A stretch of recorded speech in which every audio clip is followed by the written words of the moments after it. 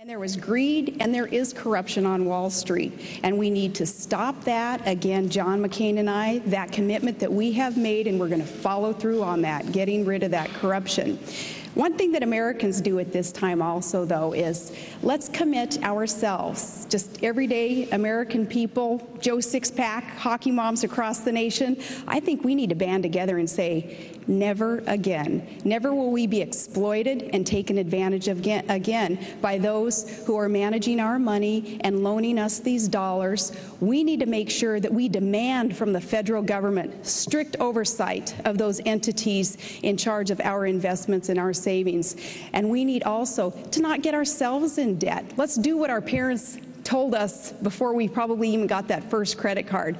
Don't live outside of our means. We need to make sure that as individuals, we're taking personal responsibility through all this. It's not the American people's fault that the economy is hurting like it is, but we have an opportunity to learn a heck of a lot of good lessons through this and say, never again will we be taken advantage of. Your question to him was whether he supported gay marriage, and my answer is the same as his, and it is that I do not. Wonderful. You agree. On that note, let's move to foreign policy. Okay. A real clear plan for an exit strategy. What should that be, Governor?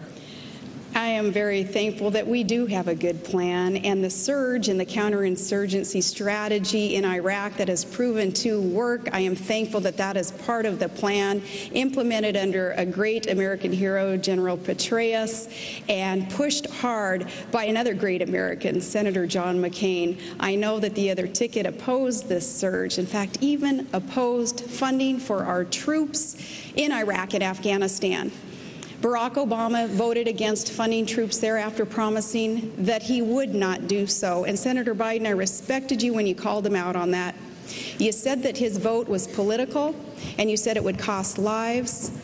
And Barack Obama at first said he would not do that. He turned around under political pressure and he voted against funding the troops. We do have a plan for withdrawal. We don't need early withdrawal out of Iraq. We cannot afford to lose there, or we're going to be no better off in the war in Afghanistan either. We have got to win in Iraq.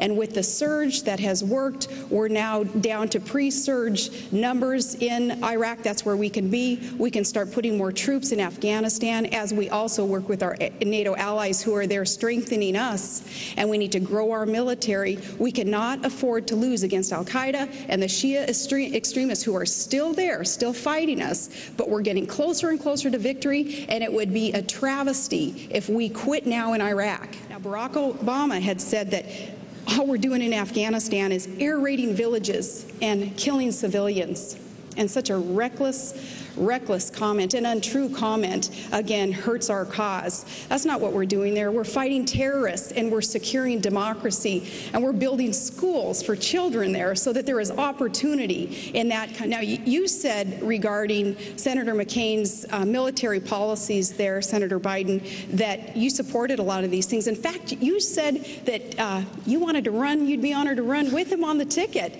and that's an indication, I think, of some of the support that you had, at least until you became the VP pick here. You also said that Barack Obama was not ready to be commander-in-chief, and I know, again, that you opposed the move that he made to try to cut off funding for the troops, and I respect you for that. I don't know how you can defend that position now, but I know that you know, especially with your son in the National Guard, and I have great respect for your family also, and the honor that you show our military. Barack Obama, though, another story there. Anyone, I think, who can cut off funding for the troops after promising not to, that's another story. Unstable Pakistan, nuclear Iran, which is the greater threat. Both are extremely dangerous, of course. And as for who termed that Central War on Terror being in Iraq, it was General Petraeus and al-Qaeda, both leaders there, and it's probably the only thing that they're ever going to agree on, but that it was a Central War on Terror is in Iraq. You don't have to believe me or John McCain on that. I would believe Petraeus and that leader of al-Qaeda. Nuclear-armed, especially Iran, is so extremely dangerous to consider. They cannot be allowed to acquire nuclear weapons, period. Israel is in jeopardy, of course, when we're dealing with Ahmadinejad as a leader of Iran. Iran claiming that Israel is, he termed it a stinking corpse, a country that should be wiped off the face of the earth. Now, a leader like Ahmadinejad, who is not sane or stable when he says things like that, is not one whom we can allow to acquire nuclear energy, nuclear weapons. Ahmadinejad, Kim Jong-il, the Castro brothers, others who are dangerous dictators are ones that Barack Obama has said he would be willing to meet with without preconditions being met first. An issue like that taken up by a presidential candidate goes beyond naivete and goes beyond poor judgment. A statement that he made like that is downright dangerous, because leaders like Ahmadinejad, who would seek to acquire nuclear weapons and wipe off the face of the earth, an ally like we have in Israel, should not be met with without preconditions and diplomatic efforts being undertaken first.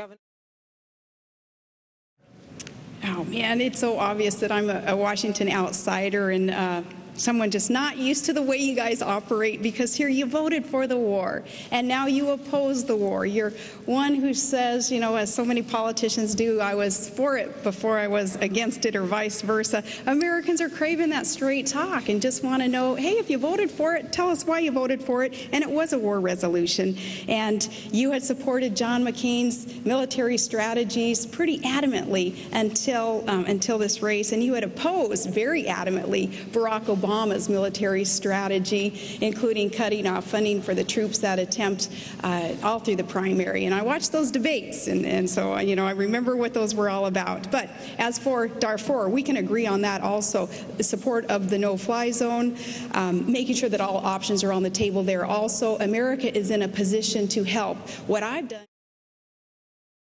When we talk about energy, we have to consider the need to do all that we can to allow this nation to become energy independent. It's a nonsensical position that we are in when we have domestic supplies of energy all over this great land, and East Coast politicians who don't allow energy-producing states like Alaska to produce these, to tap into them, and instead we're relying on foreign countries to produce for us. We're circulating about $700 billion a year into foreign countries, some who do not like America. They certainly don't have our best interests at heart.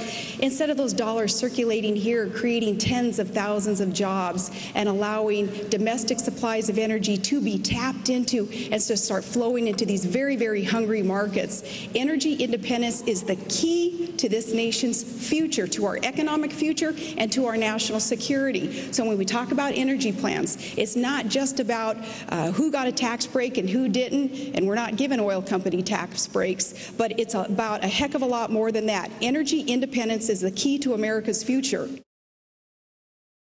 It's such an honor for me, and I appreciate, too, Senator Biden, getting to meet you finally also and getting to debate with you, and I would like more opportunity for this. I like being able to answer these tough questions without the filter even of the mainstream media kind of telling viewers what they've just heard. I'd rather be able to just speak to the American people like we just did, and it's so important that the American people know of the choices that they have on November 4th. I want to assure you that John McCain and I, we're going to fight for America. We're going to fight for the middle class, average, everyday American family like mine. I've been there. I know what the hurts are. I know what the challenges are.